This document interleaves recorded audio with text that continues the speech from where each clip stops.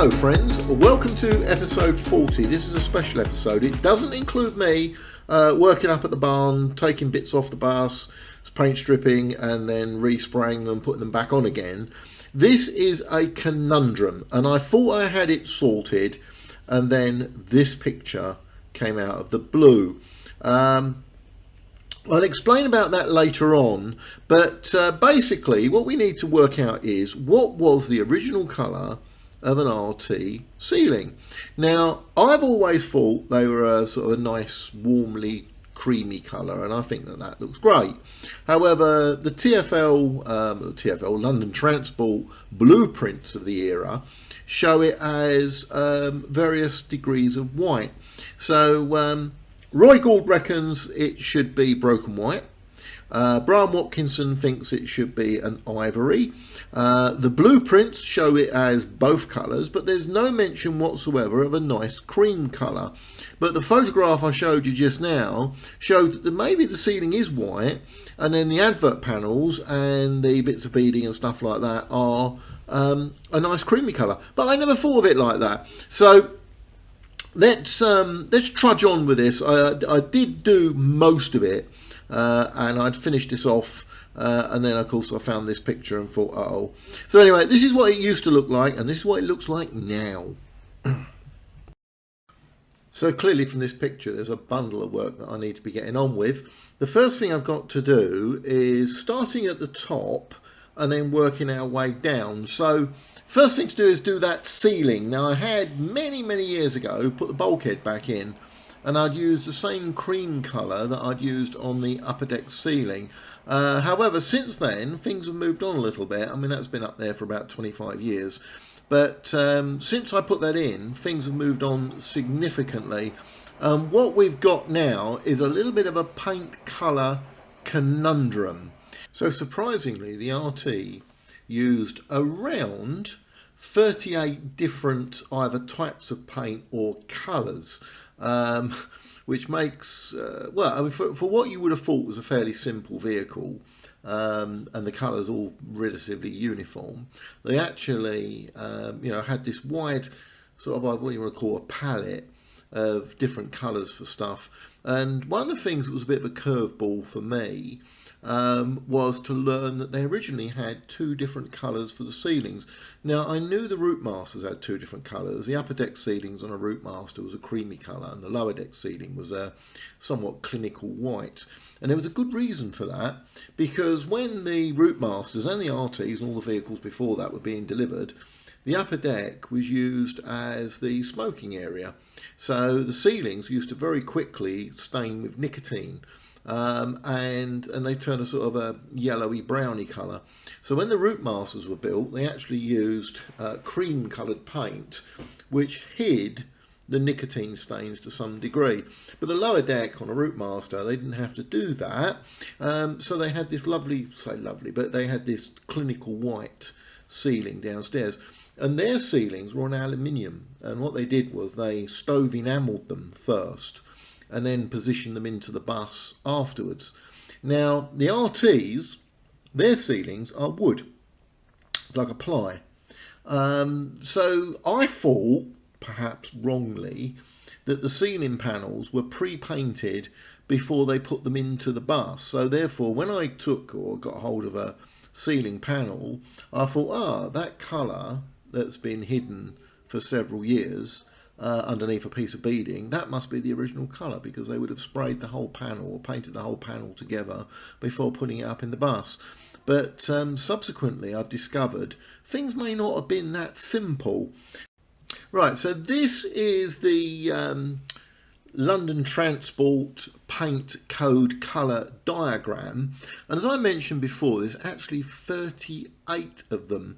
Now, colours did change over the years, and I'll come to that in a minute, but the big problem is here we have two colours listed for the ceiling. Apologies for the poor quality of this, because this is an old blueprint and it's not sort of to modern standards, so it's a bit difficult to read. But if I just zoom in on this one, you'll notice there's two different numbers that are used for the ceiling. So you'll notice on the diagram, and I know I agree it's not very easy to work it out. But there's two colours or two numbers that relate to colours that are pointed at the ceiling. The first one that you might just see here says 13, and that was before modification, what looks like 236 or 276, and then after modification 276 they've used paint colour 30.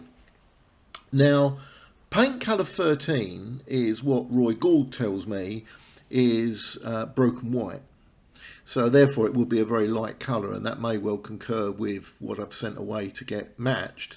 However, I always recall the ceilings on RTs as being cream.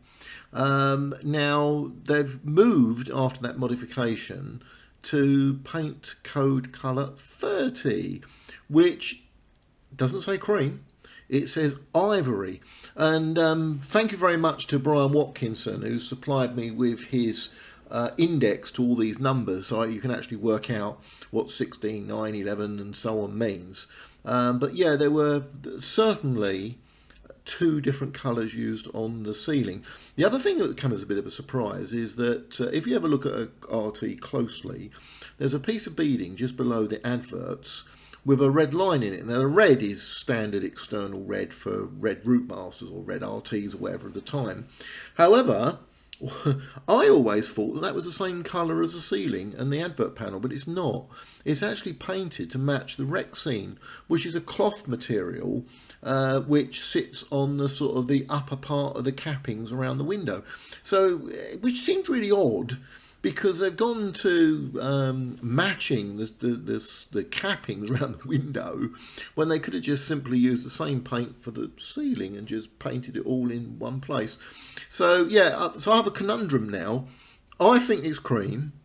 The diagram and the information that we've got supplied says it's not. Yeah, nobody really seems to know.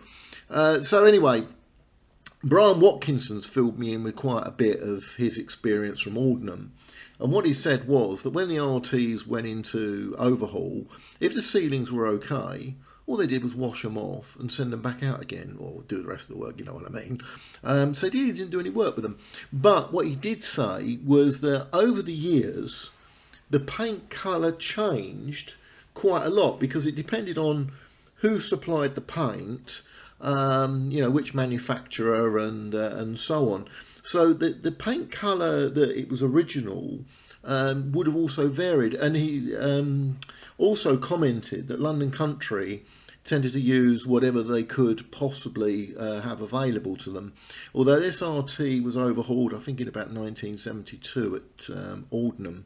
That was its last one, I believe. I'll check on the dates on that later, because I'm doing this off the top of my head. So it did go into Aldenham, but they may not have touched the ceiling. And so what the problem I've got is that on these cappings, I've got a multitude of different colours, and I really do want to get the colours right. Right, so here they are. Here's all the colours, all 38 of them. And as you can see, I've highlighted 13 and 30. Broken white enamel, and then it says C number 30. And number 30 below is ivory enamel, which is the ceiling, the interior domes, the upper bulkheads and the stanchion caps. Now that latter point is interesting, because when the RTs were delivered, they didn't actually paint the stanchion caps. They were like they were as delivered. I think they're sort of like a chrome. So some RTs you will see probably right up to the end, I think, that never got the stanchion caps painted. And this one did, because it's got quite a lot of paint on it, funnily enough. So yeah, so my one got, so even if I turned around and went, aha, the stanchion cap, that's the correct colour, sent it off, got it analysed, no, it's not going to be the right colour. The other thing is that paint tends to dull over a period of time. If you bought a brand new car and you parked it out in the sun, eventually the colour changes. Reds are very bad for that. Reds bleach really quickly. Other colours like greens don't bleach as fast. Yeah, the interior of the bus is still subject to bleaching by the sun. So yeah, so the colour will shift, which is one of the reasons why, if you can, you try and find somewhere that's not been exposed to the sunlight, maybe say underneath an old advert or something like that, and then you've probably got the original colour. Unfortunately, I haven't got that, so I'm having to work off of this. Williamson's supply all my paint. They're a lovely bunch of people. They got in contact with the London Transport Museum for me, and they asked them for a Pantone paint colour so that they could make the paint up. And London Transport Museum went, no, we don't have that. So that's slammed the door shut. Like I said, I'm still sort of moving towards doing this in cream. Because I think it makes an RT look really homely and friendly. An ivory white ceiling, which may well have been correct, doesn't look right in my view. So anyway, here we are with this little conundrum. Right, and before I drop off of this, this thing, you may notice in there is another colour relating to the lighting panels, and that is numbers 15 and 31. 15 is broken white stoving enamel paint, which is probably very similar to the previous broken white enamel. Well, they say stoving enamel, but again, it's another type of paint. And when we go down to after the modification, I assume, we go to 31, and we have ivory stoving enamel paint, so another type of paint, but hopefully the same Pantone colour, otherwise it wouldn't match, would it? So anyway, there you go. But just a huge number of different colours and types of paint in there that you have to work on. The other one, although it's not relevant to this ceiling, is the 1946 brown stoving enamel, number 20. And then there was the dark brown, which they used, number 10, around everywhere else, a dark floor brown or whatever it was. But yeah, so there's two different browns. There was this light brown and a dark brown. Yeah, anyway, so there we are. A little bit more on the conundrum. Right, so this is an original piece. In fact, it's a piece of beading that joins two panels together, and it's chamfered at one end, as you can see at the top end. It's been chamfered down, and it's quite a nice little sort of, let's say semicircular, but you know what I mean. It's sort of a raised shape.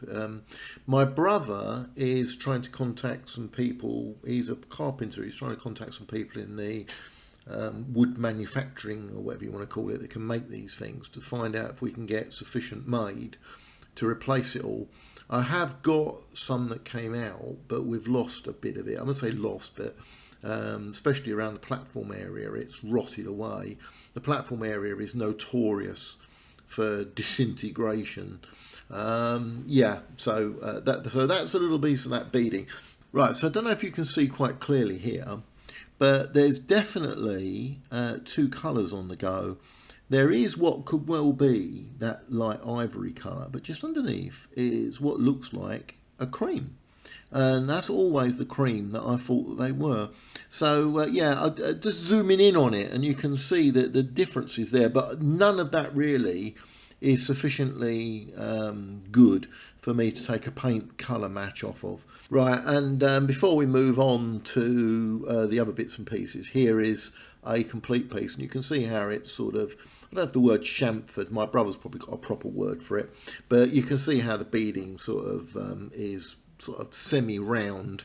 Yeah, and we've got to get that made somehow, and you can see how it's fractured there. You could probably, you know, if you couldn't get a hold of it, you could probably sort of fill that or glue it and fit it or something like that, and then rub it all down nicely and prep it up. You probably wouldn't notice, but there's so much of it that's in that state that I really don't think that we can move forward with it.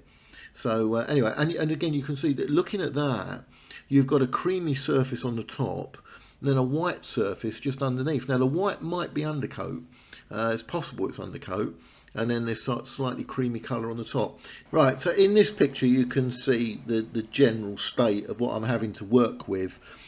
At the bottom, using that as a sort of a board to support these three items, is a part of an RTL ceiling. Now, where the handle was for the grab rail, and also I think the bell pull, you can actually see poking underneath there sort of a creamy colour, and then the rest of it has got this very white, sort of bright white there. And what I did was I got that fairly bright white matched. You can also see it poking through underneath that slightly purpley paint. And I don't believe, and the person who owned this RT, or who's got this RT currently, doesn't believe that RT was ever overhauled. And certainly we don't believe the paint was ever applied by London Transport, although it was sold on for farm transport, so possibly maybe the owner chucked some paint over it, but I would imagine that that is the original paint, although they're not the original colour. It's just it's faded terribly and cannot be used. Just above it is that nice little window capping I told you about earlier on, and that isn't to be matched, as we've now discovered, with the ceiling. That has to be matched to the Rexine panels just below it, and that may explain why, if you have a look at that that bit of beading almost at the bottom of shot there, that's a sort of an ivory white. Yeah, what a conundrum. And then we have this, the paint, the top of the seat stanchion. This cup is clearly cream, and that was one of the ones that came off this RT. So the three items that came off are the red and cream bar that you've got at the top there, that cup, and then the beading. So it is possible maybe that the ceiling wasn't repainted, and they left it in this ivory colour, and then someone said, you know, sort of London Transport ways, oh, we need to paint those cups. And what they had available was some cream, and they just slopped some cream on it because it was a part of the modification of, rather than doing the whole roof, perhaps the whole ceiling, perhaps they just said, oh, we'll just do the ceiling cups. So yeah, so that adds to the conundrum. Now I'll tell you what, I'll move on to this, and I'll show you something that might also be a clue. So I hadn't noticed this until I was poking around inside the bus and thought, hang on a minute. Why is this bracket partly cream and partly white? I think there's a clue here. This is underneath the panels that have the lamp units on them, so in the adverts and stuff like that. So this is what you see actually beneath it when you remove them, and that black panel at the back, that's the outside of the bus, because I sprayed all the panels on this side as well, so both sides. Well, that sort of the opposite side has not been sprayed as yet, but this, the inner bit, which is obviously you lose access to once it's in the bus, I have sprayed. It's one of those finicky things I do. But if you have a look at that, that is cream. That is definitely cream. And what I reckon they possibly did is paint the ceiling in some sort of undercoat or whatever, or primer, fit them inside the bus, and then spray them in this cream coloured paint. So I reckon this is what's happened. I think that cream there is the original colour of the ceiling. Unless they've taken the ceiling down. Brian Watkinson might say, hang on a minute, we took all the ceilings down, then we sprayed them, and in which case it ruins my theory. But if this was never sprayed with the light panel, with the sort of the advert panels off the bus, then I reckon that's the original colour. And I reckon that has explained why I've always thought it to be that colour, that nice cream. And I say this, and I know I've said it before, I think the cream is so much, is so suitable for the RT. It's a homely, warm, friendly colour. And I think it suits the RT to a T. So when my paint arrives, it's going to be a little bit on the white side. I may well be adding some yellow paint to it to cream it up a little bit, or I'm going to have to say, right, I'll go and buy some more. I'll get it matched on one of these, and we'll have to go and buy a little bit more, another couple of £100 gone on the RT. But I do want to try and get this right if I can. So anyway, that's the conundrum. Oh, here's a completed one, sadly in black and white. It'd be lovely if it was in colour, wasn't it? But you can see how it all comes together now. You've got the window cappings starting sort of halfway down the picture, working their way up to that red and cream line. Now, all of that below the adverts is one cream colour. We know that because we can match the Rexine. So then you've got the panels that have got the adverts on, which are just above that, and that's either going to be the broken white or the ivory that we spoke about before. Then you've got the main panels which run across, plus the beading. You see those straps of beading that run sort of left to right, but they also run all the way down the bus as well. So from front to back in, I think it's about 3 sections there, and then over the platform, which you can just about see in shot here. So yeah, so I reckon that's going to be cream, and I think it'll look so much nicer in cream. But sadly, this is a black and white photo. This one and the one I showed previously are a copyright of the London Transport Museum. So yeah, thanks very much for them making them available online. So thank you, LTM. So there's my credit to you guys. Okay, so before we go, I'll just leave you with this picture of the interior of the RT, which you saw before. The only thing that's in there at the moment is the compressor. I popped the compressor in there, so when I'm doing my spraying, I put a lead out the window. And yeah, the offside of the bus, as you can see, all the glass is out. I re-timbered that about 25 years ago using proper hardwood. The RT's used hardwood. Now, as my brother points out, now there's environmental concerns about using certain types of hardwood. But at that time, I was very lucky. Well, say lucky, it was a bit unlucky really for the UK, because when I was working on London Underground, I was working away down on the Central Line, and one night it got very windy. And apparently, I think it was Michael Fish, he said there's no hurricane due tonight, or words to that effect. And when I came to lock up my railway station, I found bits of debris being blown off the top of office blocks in the City of London at about 1 o'clock in the morning, and it was absolutely terrifying. Unfortunately, lots of trees fell down, but the byproduct of that, which helped this bus significantly, was the prices of wood went through the floor, quite literally. So you could quite easily pick up hard red woods for almost next to nothing, because there was just so much wood available at the wholesalers.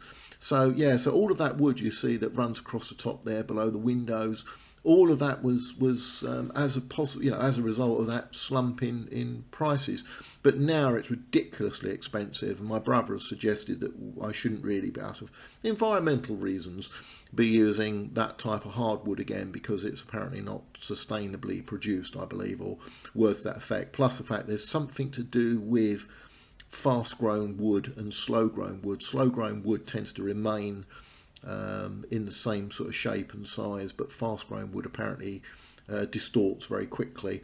So anyway, yeah, so there's that's a conundrum for some other point in time. But you can look from the left to the right, you can see the original wood is visible just underneath those windows and just above. There's also infills as well that runs in between the channels, which are just there. So yeah, so I did all of that about 25 years ago. So she sat like that for 25 years waiting for me to come back to it. But this is going to be a deep winter job, because what I plan to do is to put some plastic, in fact we've already done that, is to seal up as much of that space that we can in there. And then I'll bung a space heater in there, or not space, an electric heater, and I'll warm it up in there, because I tell you what, that shed was so cold last February that everything you touch, you froze your fingers. And I was using a heat gun on my fingers, seriously, just to try and get my circulation back. And it was rubbish for painting. Anything you tried to do, if you try to do paint stripping, the paint stripper just didn't work. It was just so cold. So anyway, yeah, so my plan of action is I'm going to turn that into a mini workshop. The workshop for putting all the interior back in. So if we start at the top, the top panels, the ceiling panels will go across there. I do need to do the wiring on the lamps and all the rest of it. So that's the first ceiling panel is going to have to be left off for a short while, and then once I've got all those ceiling panels in, I hope I'll spray them off the bus or paint them off the bus. I'll do the advert panels as well, sprayed off the bus, and then I will then hopefully, once I've done that, we'll get that laser you saw me playing with the other day. That's the reason I bought it, actually. You see these two structures that run down sort of front to back. You've got some little wood screws in there, and you've only really got 3/4 of an inch. So if you miss when you're drilling the screw in and you miss that bit of wood, then in essence you've ruined the panel. And I don't want to ruin the panel, so I'm going to make a mark on the bulkhead at the front and back, and then I'm going to laser line it, and I'll make sure that the screws are all in the right position using the laser line. Yeah, a bit pernickety, I suppose, but that's why I was playing with it on the previous one of the previous editions. So anyway, yeah, so sealing, then I should do the Rexine, the stuff around the window cappings. Then I shall do the Rexine, the nice brown Rexine that goes along the bottom there. I've got the lino. That sits on that brown panel just on the right hand side there. I've got them. They're in the shed, all ready to go back in the bus. The piece of floor that's missing towards the front right hand side, I've done that already because this is an old picture, and the bulkhead is all nicely sprayed up.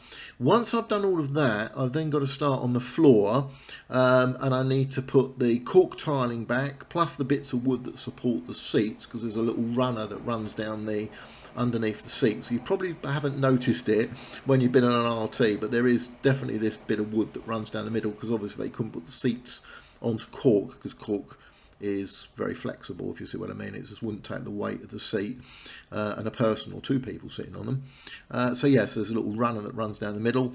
So having done all of that, I plan to remove all of those slats that you see that run down the middle. I want to replace all of that if I can. That is again hardwood. It's an absolute pain in the backside to do, but anyway, yeah, so that is already out, so, and I've got that all labelled up ready to go back in. Then you've got the front of the bus, you've got that little bulkhead, the bit that sits over the flywheel. That is done, that's already sprayed, I've done that. And then once I've done all of that, then I've got to do all the seat frames. Clean up the aluminium bits where you sort of grab on, because on a Routemaster it's stainless, and on these they're aluminium. Now stainless cleans up really quickly, but this aluminium is horrible.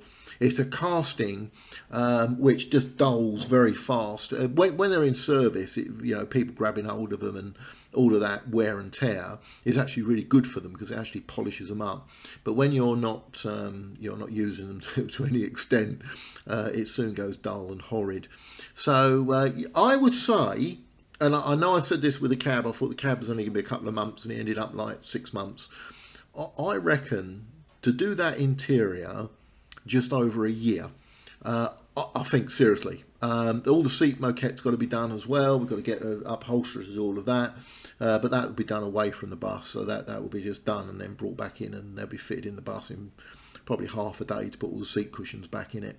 But we've still got the other elephant in the room, and that is a near side wood structure, because I've done the offside as I just spoke about, but I've still got to do the near side as well. I've got to strip all that out and do all of that. So, and that needs to be done before I put all the Rexine panels back in on the opposite side of the bus.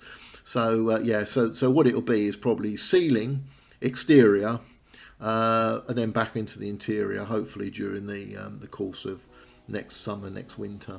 So there we are, guys and girls. Thank you very much for sticking with me. I'm sorry this has droned on for so long about the conundrum. This is one of the longest ones that I've actually not used a video, and it's also one of the longest ones that it's not crashed. Well, at least not anyway. So thanks very much, and as usual, YouTube will recommend some more of these to you. So thank you very much for tuning in YouTube land.